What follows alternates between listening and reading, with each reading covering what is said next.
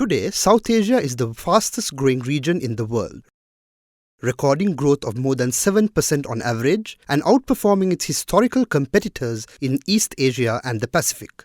While high and rapid growth has been accompanied by a remarkable reduction in absolute poverty, the region still holds the largest share of the world's poor and has witnessed rising levels of income inequality.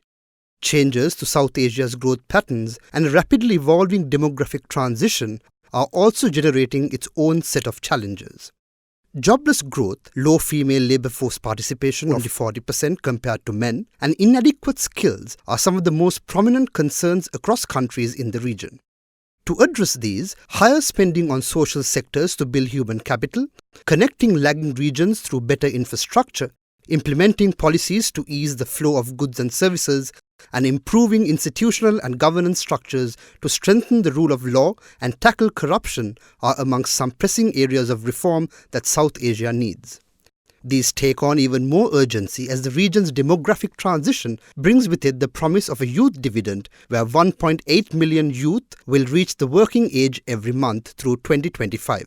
If the youth are educated and provided with productive jobs, South Asia can convert its strong growth presence as of today to far more sustainable and equitable development outcomes in the longer term.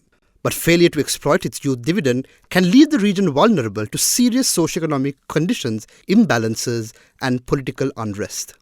The application of new digital and automated technologies, the so-called 4IR, can hasten or slow down the process of this structural transformation in South Asia.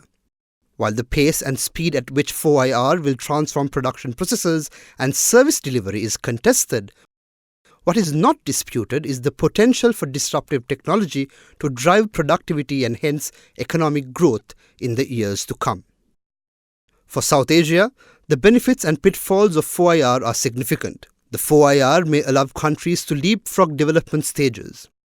At the same time, technological-driven productivity that drives down costs of production in advanced economies can hasten premature de-industrialisation in others.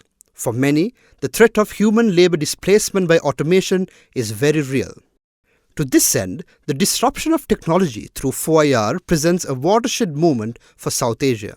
4IR is not only driving the fourth wave of globalization, but it is also introducing new tools to assess and understand competitiveness.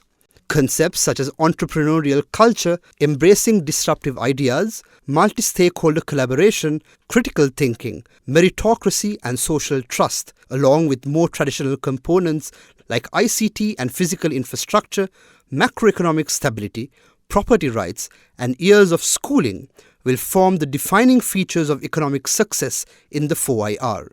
South Asia's challenge, therefore, is not merely limited to technological adoption, but rather a broader challenge to reform its laws, institutions, and economic structures that can adequately respond to a world that does not recognize national borders.